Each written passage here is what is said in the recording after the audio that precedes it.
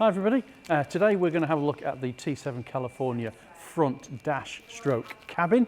So we're going to work our way from the passenger side all the way over to the driver's side.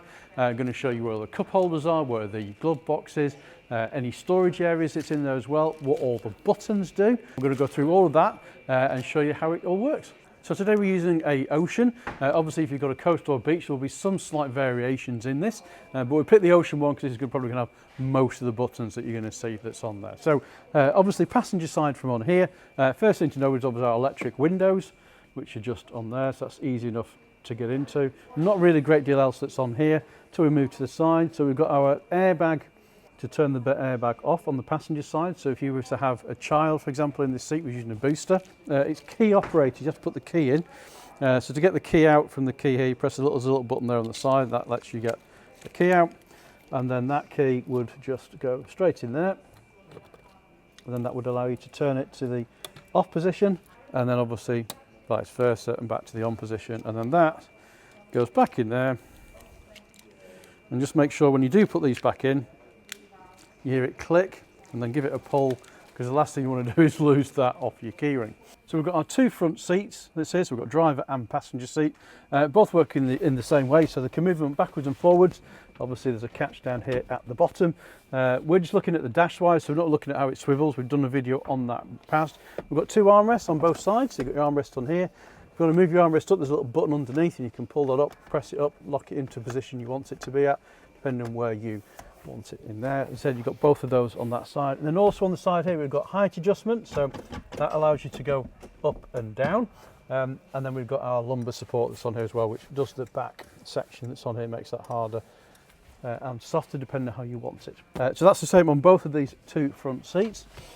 Moving on to the actual dash itself, so we've got a vent here on the dash. We've got a big glove box, which is lovely to see, so we've got loads of stuff in here at the moment, but as you can see we take all those things out. Got plenty of space in there. The actual handbook itself goes in the glove box, which I think is great. Let's throw all those things back in there. Loads and loads of space in there. We've also got another little box in here. Again, we've got more manuals in here. I tend to put all these together myself and put them into one thing, but that's quite deep. It goes all the way back. Stick my arm in, it's on there. You get plenty of things in there.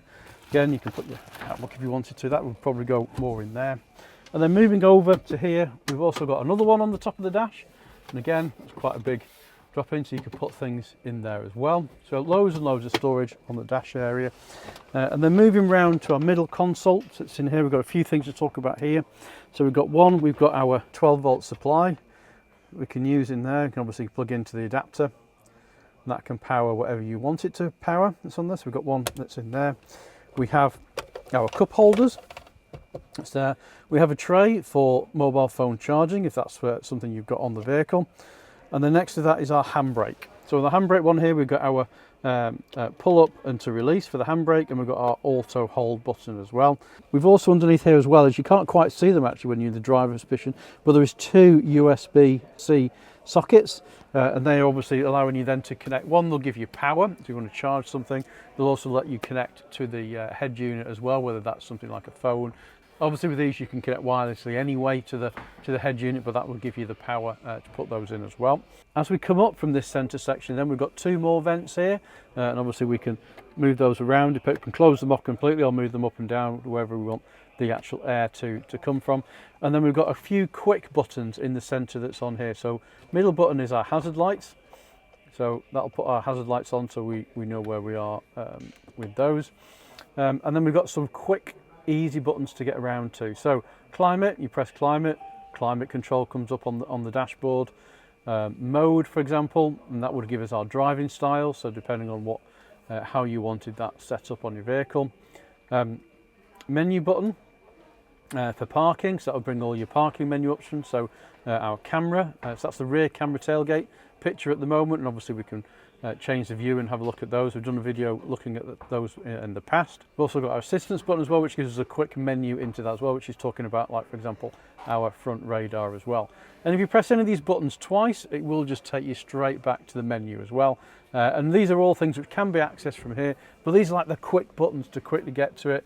I quite like the climate control one because you can just give it a quick press and then you can see where everything is as far as the climate control is concerned. Obviously it's off at the moment, but you can very quickly turn that by pressing the button that's there. Alternatively, you'd be changing the buttons on the front as well. So it just gives you an either or to get into those things.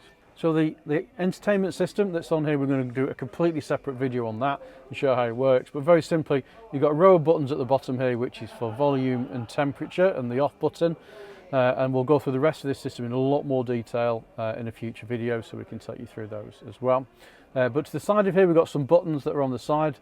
Two very important buttons, which is the roof up and down operation. So obviously to put the roof up, to put the roof down. And the middle button is the max charge button. We have talked about this before on these vehicles.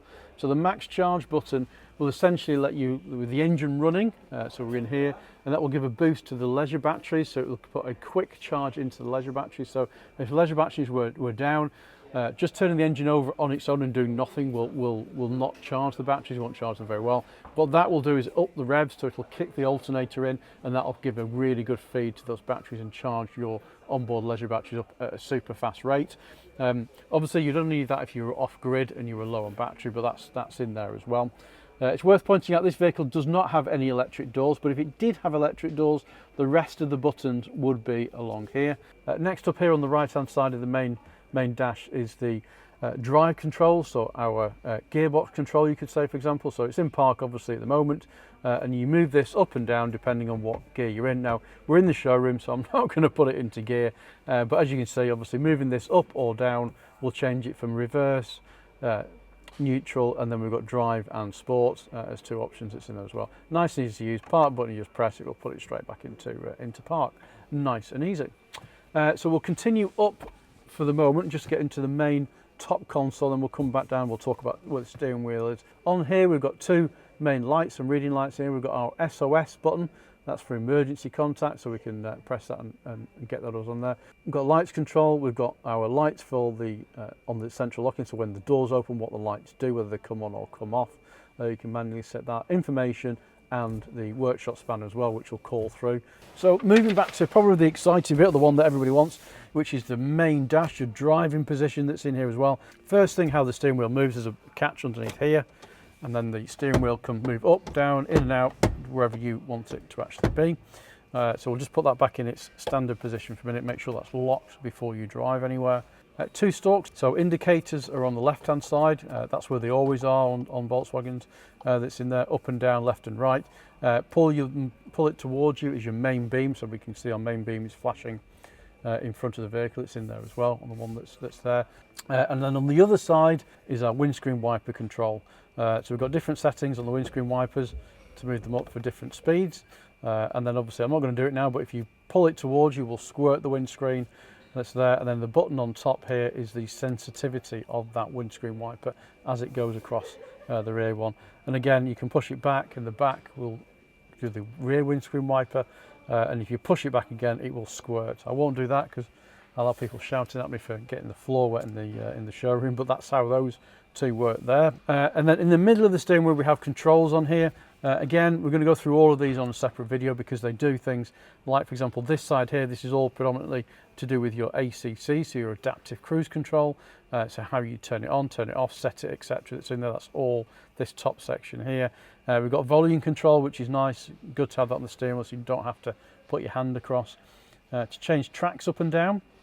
And then the rest of it that's on here is all to do with your actual center dashboard. So to work your way through the different settings that's on there, so you can change the settings which you're looking for all via here, and you can move that across to different ones. You can change the view, so you can have it in different formats on the main part of the dash that's here as well. Your heated steering wheel control, for example, is just here. You can turn this on straight on here, and then we've got voice control as well that's there. But again, we'll go through all those. It's primarily today is to have a look so you know what it looks like, and you know well, these are the different sections that you're going to. One other thing we might just have missed, actually quite an important thing, is the stop button or start button, which is down here, just on the side. So once you get in the vehicle, to get all the lights to come on, you have to press it. Obviously, to start the vehicle, you'd have to have your foot on the brake, and then obviously press that, and then you just put it into drive, and you would go. So that's your turn off, turn on button, rather than actually having a key, because as we've seen, Get them back out again. The keys look like this. So this key you can just leave in your pocket and you don't have to get out and get it out to work anything that's on here. So we have our control panel also down here, which is some quick, easy buttons.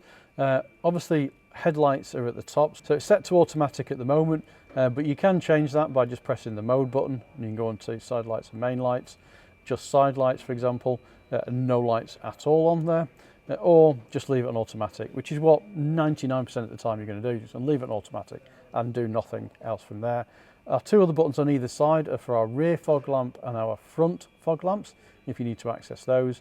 And then the bottom three here is all to do with heating windows. So obviously got our rear heated window, so it's easy one there, you just turn it on, press it off. Our front heated windscreen, which is coming here. And then we've also got our max heating. So max heating, by pressing that, would turn the fans on. The fans would come, you can hear them now coming on really fast, that's in there as well. For example, if you wanted to demist the vehicle and de-ice it and everything else that's coming in there, you could put all those three things on at once and that would super fast de-ice and get rid of all the vehicle and warm the vehicle up for you. Talking about things blowing out, for example, we've got another vent as well that's over here. You can see a vent, it's here the same as before, moving it around where we want to. And then finally we're going to move over to the door card here. So we've got more controls on this door card than we do on the previous one. So one, we've got a little light here, red light, that comes on when we lock the vehicle. It's showing that the vehicle is locked and alarmed that's there. We've got our central locking button, so to lock the vehicle and central locking, press that one. To open it, press the other one, so lock, open. This is the button that we would use obviously when we are camping. If you want to lock the vehicle at night and you want to sleep, you could use this button off here rather than the key, so that won't set the alarm or anything like that that's on the vehicle.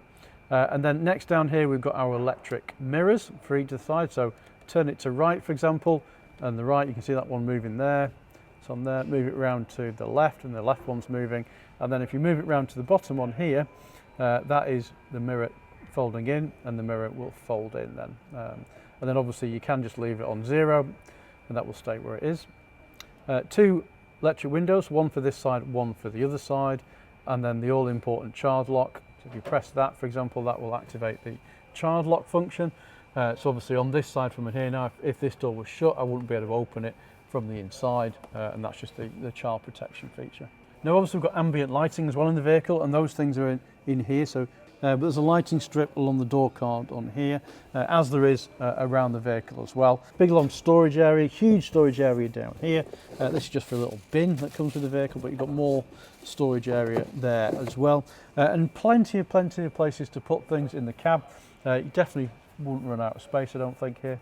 Well, that's it for today. I hope you'd enjoyed having a look at the front cab and the dash and what all the buttons mean that's on there, including where all the storage options are, so your glove box and your top tray and things like that that's in there. So I hope you enjoyed it. If you want to see more content like this, as always, give us a thumbs up, give us a like. As I said in the video, we are going to be doing some more on just looking at the entertainment system, how all that works is a separate video as well. So there's plenty more to come on the new T7. So make sure you hit that like button, give us a subscribe, and we'll see you next time.